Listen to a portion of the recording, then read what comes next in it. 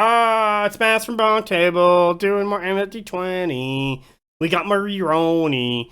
I don't even know how to say this. I think this is actually Japanese. Oh boy, we're gonna give it a shot though. So pardon whatever I say.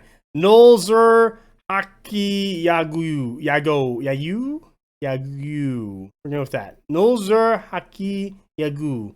So we're just gonna call whoever's playing this Nolzurr. We have another Yoni list. Don't know if you noticed. This is using a Kitsumu Bakasu with Gumbai. Gumbai, if I recall correctly, is going to be that upgrade that gives damage. Nope, Gumbai gives forward force. Never mind. It was not the upgrade that gives damage on resolve.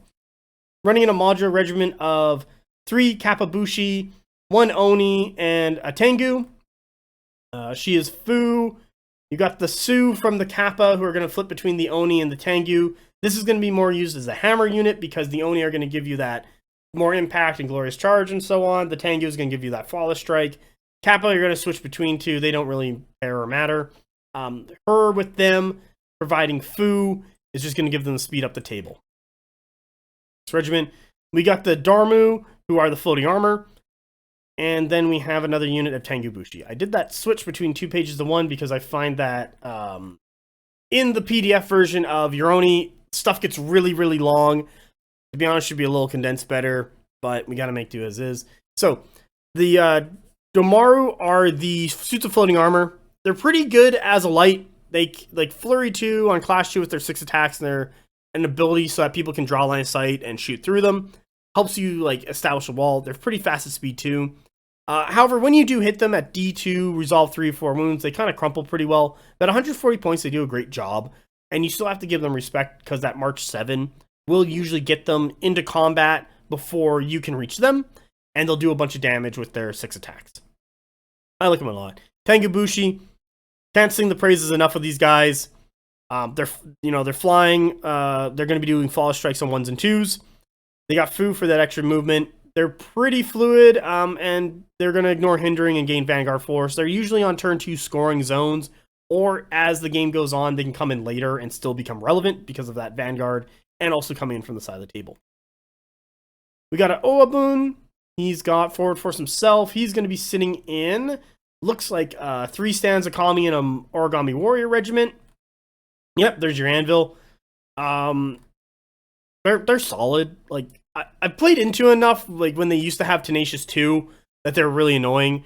Them going down to Tenacious 1, they're still going to be really annoying. Like, they're not going to be as oppressive as they were before. Lethal Demise on the Origami being Lethal Demise 4 instead of just every wound. It was a point.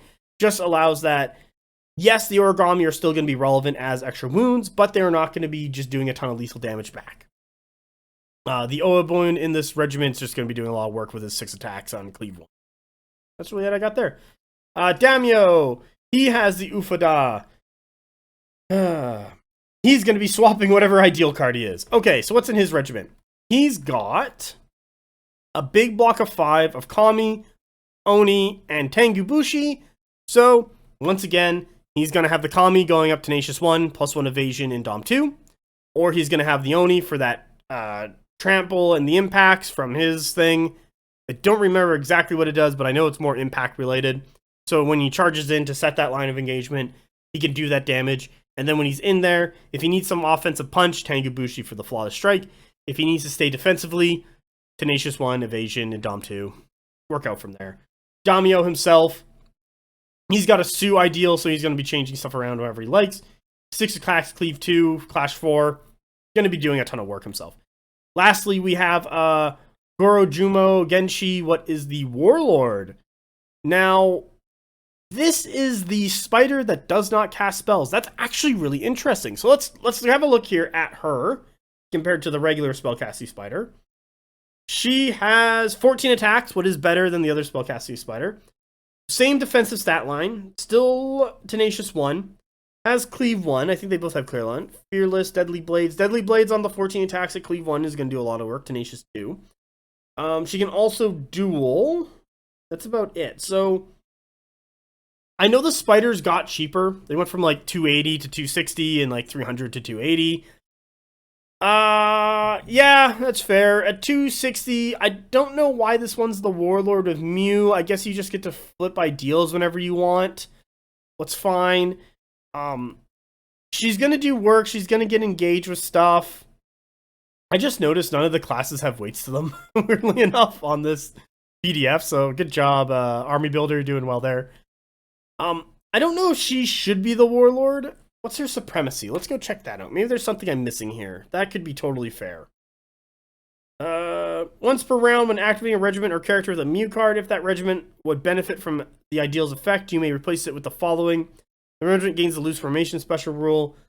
And then activated during this regiment, all friendly regiments activated by a Mew card benefit from its effect regardless of their battlefield role. Just kind of giving out loose formation everywhere. So I guess trying to get up the table. I feel like you don't need to because you're like speed 6, speed 7. You're pretty good there. I feel like there's something I'm not understanding. But with the baseline of the list, it's good. It's got a lot of good things going for it. I probably would have taken Healy Spider over Melee Spider. I think you start taking Melee Spider if you're going to be playing like 3 or 4 spiders. What you should be doing, by the way, you should be playing a ton of spiders. That's obviously the way of the Ironi. Just max out spiders. But Nolzurr has, what, 1, 2, 3 big bricks, followed up by 2 MSUs. So a lot of the power is going to be in the bricks. So hopefully they can clear each other off and not get separated or bogged down and died or stuck on one another. I kind of want to see a bit more MSUs to support these bricks. The Melee Spider should be able to do some work and come up from the side because she has a smaller footprint on the battlefield. But it'll be interesting to see how these bricks play out and with how many there are. So, best of luck to you, Nolzurr. I think you're going to do pretty well with your list because it is it is just Ironi. Ironi is still strong. And I hope you best of luck in your endeavors. I like what you're doing. Probably, however, I do want to go with Spellcasting Spider with your bricks. I probably want to drop one of the bricks for more regiments so you have some more stuff kind of going around to help you out. And yeah, hopefully someone lets me know how you did. Next list!